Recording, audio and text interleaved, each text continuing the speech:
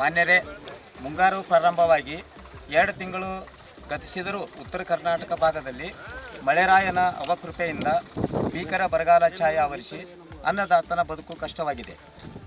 ಬಸವನ ಬಾಗೇವಾಡಿ, ನಿಡಗುಂದಿ, ಕೋಲಾರ ತಾಲೂಕುಗಳಲ್ಲಿ ವಾಡಿಕೆಗಿಂತ ಅತಿ ಕಡಿಮೆ ಮಳೆ ಆಗಿದ್ದು ಸಾಲವನ್ನು ಮಾಡಿ ಬಿತ್ತನೆ ಮಾಡಿದ ನಮ್ಮ ಬದುಕು ಶೋಚನೀಯವಾಗಿದೆ. ಬಿತ್ತನೆ ನಂತರ ಮಳೆ ಆಗದೇ ಇದ್ದ ಕಾರಣ ಬೆಳೆ ಬರುವುದು ಅಸಾಧ್ಯವಾಗಿದೆ ಹಾಗೂ ಹಲವು ಪ್ರದೇಶಗಳಲ್ಲಿ ಇನ್ನೂ ಮಳೆ ಆಗಿರುವುದಿಲ್ಲ. ನಮ್ಮ ತಾಲೂಕುಗಳನ್ನು ಬರಪೀಡಿತ ಪ್ರದೇಶ ಎಂದು ಘೋಷಣೆ ಮಾಡಿ ಪ್ರತಿ ಎಕರೆಗೆ 25,000 ರೂಪಾಯಿ ಪರಿಹಾರ ನೀಡಲು ರಾಜ್ಯ ಸರ್ಕಾರಕ್ಕೆ ಹಕ್ಕೊತ್ತಾಯ ಮಾಡಬೇಕೆಂದು ತಮ್ಮಲ್ಲಿ ವಿನಂತಿ.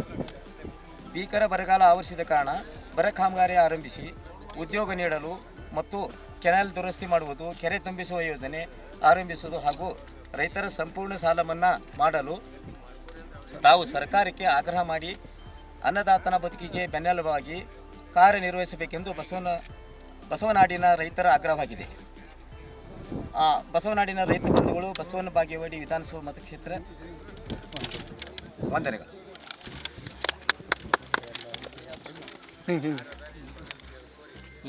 ಇದು ವಿಚಾರ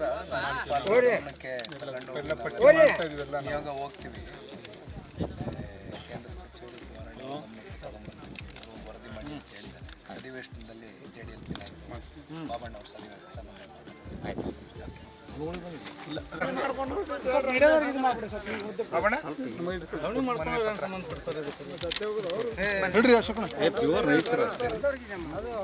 ಲಾವಣಿ ಮಾಡ್ಕೊಂಡ್ರೆ ನಾವು ಮುಕ್ಳಾಗ ಹೆಚ್ಚಾಗಿ ನಾವು ಮಾಡ್ಕೊಂಡಿರ್ತೇವ್ರಿ.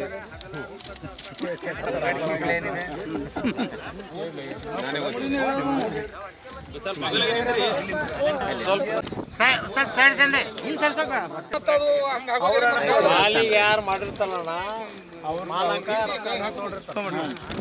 ಬಂದದ ಬರ ಪರಿಹಾರನು ಮಾಲಕನ ಕೊಟ್ಟಿದೆ. ಮಾತ್ರ ಮಾಲಿಗೆ ಮಾಡಿದ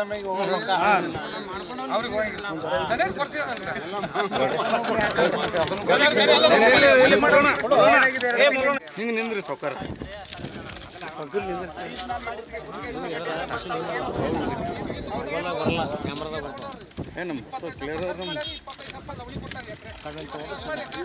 ಮತ್ತೆ ಭೂಮಾಲೀಕರಿಗೆ ಬರ್ತದ 25,000 ರಿಕವರಿ ಆಗ್ತದೆ.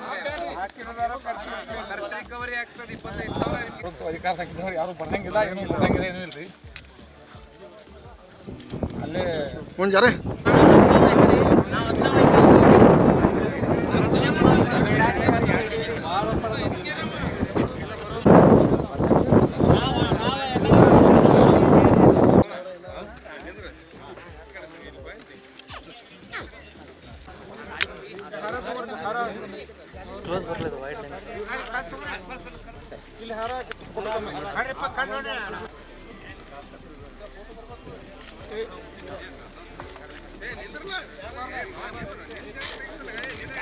If you like this video ಬೇಗ ಲೈಕ್ ಮಾಡಿ, ಕಾಮೆಂಟ್ ಮಾಡಿ, ಶೇರ್ ಮಾಡಿ ಹಾಗೂ ಯೋಯೋ ಟಿವಿ ಕನ್ನಡವನ್ನು ಸಬ್ಸ್ಕ್ರೈಬ್ ಮಾಡಿ.